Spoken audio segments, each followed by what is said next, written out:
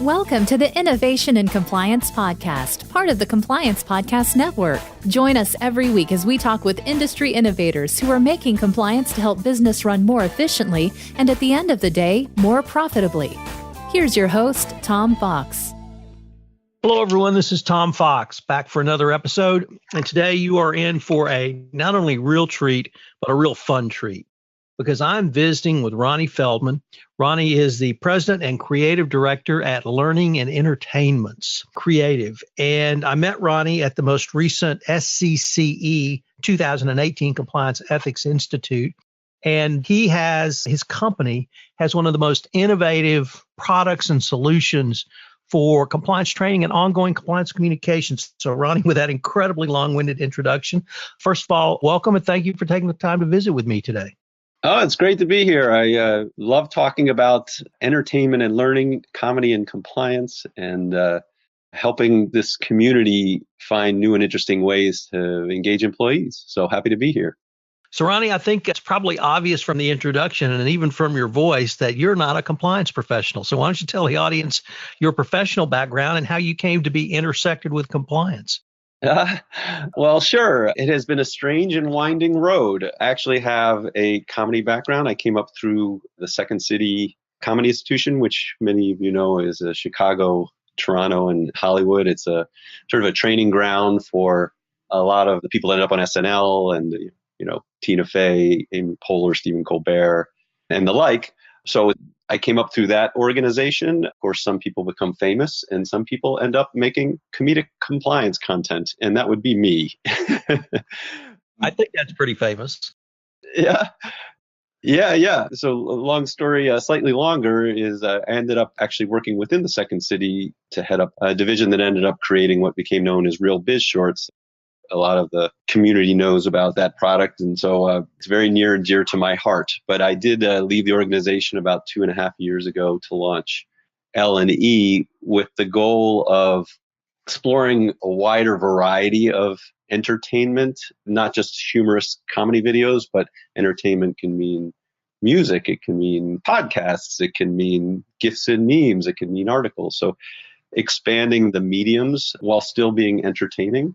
And also to really focus on short, how can we do this quickly? So how do we engage employees quickly to balance the seriousness of the subject matter with a more entertaining delivery mechanism? So that's our mission. We're still trying to be entertaining and fun, but to really help the compliance professional break through and engage employees in a more positive way. Ronnie, on your website, which we're going to link to in our show notes, learningentertainments.com, under one of the suites of offerings you have under corporate culture, it says, we all can take an active role in shaping our corporate culture by choosing to communicate differently, lead with an open hand instead of a finger wag, change the tone, build a bridge, communicate colorfully. I would have to say, as a recovering lawyer and as a compliance professional, that's a pretty innovative way to look at not only corporate culture, but changing the role of corporate culture. How do you really answer or help companies understand that different way to look at changing corporate culture? Well, yeah, there's sort of what I would say the philosophical mindset of it and then the practical application of these things. But starting with the former, I think that what we get caught up in, and this is not just compliance, but in corporate America, is that the idea that we have a serious subject, so we have to treat that subject seriously. But the problem is that often when we do that, it becomes boring and pedantic and employees don't pay attention. So you almost do a disservice to the message by being preachy and boring, which is not the intention, but that just seems to be the way things come out. So the way I like to look at it is, you have to separate the message from the delivery mechanism.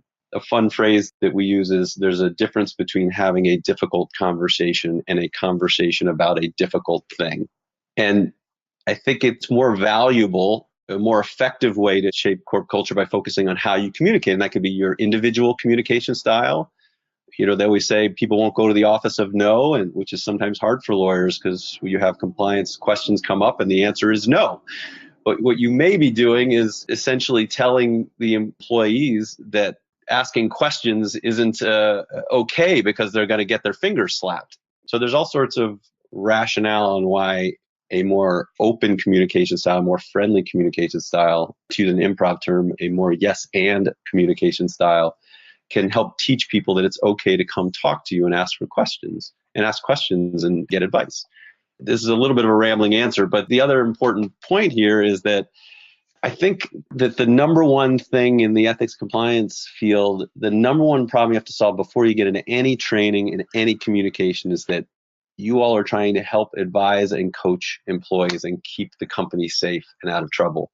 And they are afraid of you or they don't like you or they don't think about you at all. So that disconnect is what we try and address, which is to give you a more friendly, positive way to approach these subjects, because then there's that halo effect on the organization. Like, we can talk about these things. We can ask for help. We're not going to hide our problems. So, Ronnie, you actually gave a line that really struck me there.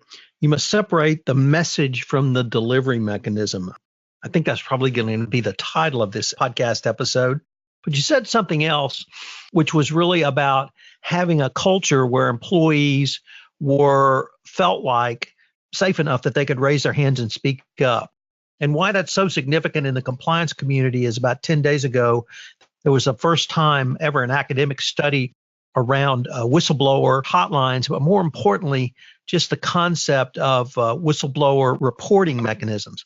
And companies that had robust reporting mechanisms, whether it be a whistleblower hotline, whether it be a speak up culture, whether it be walking into your boss's office, had significantly lower litigation costs and fines and penalties. So taking that concept that you articulated, separating the message from the delivery mechanism, is really, I think, a very innovative way for compliance professionals to think through not only what their ongoing communications are, perhaps even downstream, but also what does it communicate about the organizational justice and the organization's justice, which would allow that communication back upstream.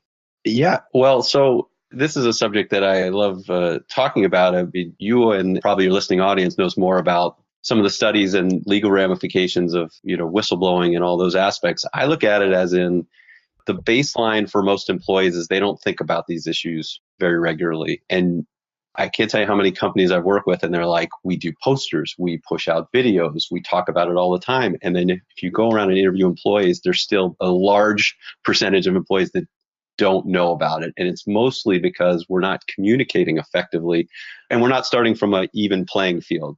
The even playing field would assume that they know about compliance, like compliance, think about compliance, and most people don't. So one of the things that we've done is we're treating it like advertising. How do advertisers get things across? So we've started making like helpline jingles for companies where you literally sing the phone number. And again, we're treating the subject matter seriously. So we're talking about no retaliation and confidentiality, but we're singing it, which is weird, but sticks out and helps people remember it, and it's catchy.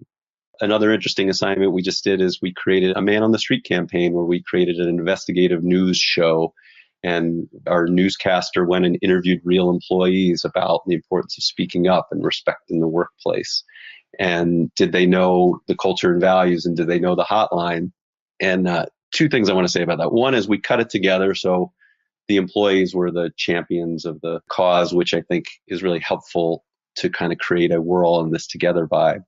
So the assets we created were promotional to promote these subjects: integrity, helpline, code, speak up.